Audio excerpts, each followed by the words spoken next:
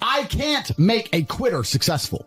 It doesn't matter how good I am. It doesn't matter how easily I make it for them to succeed. It doesn't matter how compendious and concise and powerful the real world is. It doesn't matter how much I text them and motivate them, how many emergency meetings I do to try and talk to them and hype them up, how much motivation I give them. It doesn't matter what I do. If they are a quitter, guess what they're going to do? They're going to quit. No matter how simple the map is to read, no matter how fast a Ferrari is, somewhere along the drive, the sun's going to get in their eyes, and they're going to sit there and go, I don't like this is hard, and they're going to quit. Quitters are the number one type of people that nobody can help. If you're a quitter, I can't help you, life can't help you, God himself cannot help a quitter. So if you lack discipline, you lack the very basic building block to any type of success which exists on the planet. By every single metric which can be measured with science, you are going to stay a loser and a failure. So you need to pick the low-hanging fruit first. And the starting block to all of these things is your body. I believe you lift, stretch, move, improve your body, try and train MMA, learn how to fight, get stronger, get bigger muscles. It's a fast track to self-discipline, which will carry over into all other endeavors. And I would argue that it's nearly impossible. In fact, how many people can say the gym saved their life? How many people do you know were depressed, started training, got in fantastic shape, and weren't depressed anymore? It is very easy. The low-hanging fruit is your body and upgrading your body. That is the easiest struggle, which is never going to backfire on you and never going to be a negative towards any other facet of your life. And when I look at men who are physical specimens, I think everyone naturally does this, but I'm going to openly say it. I respect them differently than I look at men who aren't. I have a different level of respect for them because they show me they have discipline. They show me they have motivation. They show me they're capable of doing difficult and hard things. Those are the kind of people I trust. They're not afraid of struggle. They're problem solvers. People who train are problem solvers, and you need to become one, and you need to become very, very adept at solving problems pretty quickly. I actually find it amazing that there's people out there who aren't in perfect physical condition. Guys, let me tell you all a news flash. If you eat right and you train hard, you look good. Yeah. It's like a biological certainty. It's almost impossible to be fat and look bad if you eat right and train hard.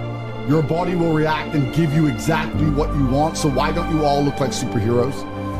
Do you not understand how intimidating that is when they look at a group of people and they all look like superheroes and they can tell they're all disciplined, all hardworking, all dedicated, all physically strong? The struggle is what's beautiful about it. That's the most important thing. That's what you have to understand. The key is to keep training. If you train hard every single day, you don't have to worry about a little bit of vitamin C. It's true. If you don't train and you don't smoke, you're still going to be a pussy. Yes. The answer is always hard work. As soon as you are granted life, you are guaranteed death. What you do in between is up to you. You are all conscious. That could end tomorrow, that could end in 100 years. But the time between the beginning of your consciousness and the end of it is completely up to you. Training is never the wrong decision. If you are free, you should train. If you are rich, you should train. If you are poor, you should train. If you smoke, you should train. If you don't smoke, you should train. If you drink, you should train. If you don't drink, you should train. You cannot escape that hard work is always the correct decision. There is no time in any scenario when working hard is going to be the wrong answer. You should always try your very best in all things. I always knew the answer to everything is raw action. The answer to everything has always been raw action. My dad had a tweet about this. He said that raw action solves all. So when I was broke, I was never like, I'm poor, what do I do? It was, I'm poor, I have to do something. If I was broke, I'd go for a run. That's why I was such a great fighter. If I was broke, I'd sit there and go, I'm actually poor. How do I make money? Don't know. Where can I get some cash? Don't know. What work can I do? Don't know. I'll just go for a run then. And I just go for a 3-mile run. You just have to say, well, I have to do something. I can't just sit still and die. A lot of people are happy to just sit still and die or go to sleep and take a nap. Well, if that's what you want to do, then you can stay a loser. That's fine. I'm glad there are losers because if everyone had Lamborghinis, my Lamborghini wouldn't be fun to show off. I need you to look at it and feel the deep pain in your heart of regret and failure. That's the whole point of it. I need to drive my Bugatti and everyone be looking at it going, I'll never have one of those. And I can get all their energy and feel it all, and it makes me happy. Fantastic. So you can sit at home and do nothing. But when I was poor, I had to go for a run. I couldn't sit still or lift weights or do something. I couldn't even sleep. So raw action solves everything, and I understood that at a young age. But as you get older, you get to look back and you get to put your whole story together, the whole tapestry together. I knew I wouldn't stay poor. Did I ever think I'd get this rich? Well, I never said I wouldn't, but did I ever think it would probably happen at this level? No. But it's amazing how the compounding interest of just endless raw action adds up. I've never had a lazy day. I've never skipped work, never missed an email, never had a day off, ever.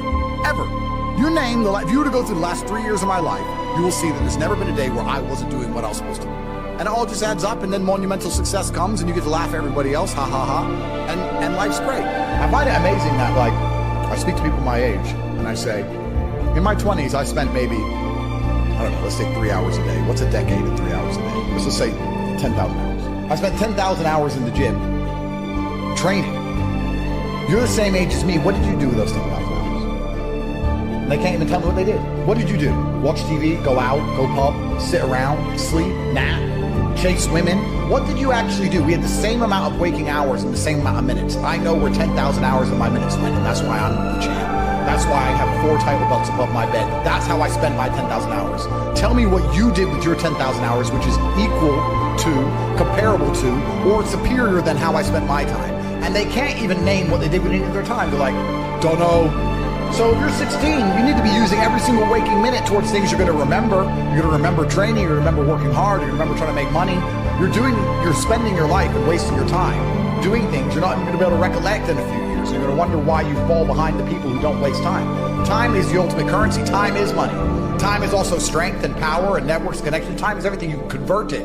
It's like malleable. Time is like Play-Doh. Yeah. You can turn it into anything. You can turn it into muscles if you go to the gym. Turn it into fighting prowess if you go to the fight gym. But people have all this time and they just mush around with it. And then they're like, don't know why, I'm failing. I wish I was successful. You shouldn't wake up and say, how happy am I today? How does that affect how I act? That's not how I operate. I wake up and say, what must be done? What will allow me to be proud of myself? What will allow me to achieve? And those things will be done regardless of how I feel. And that's how the most successful people on earth all operate. The most successful people on earth don't only do things because they feel happy about doing them.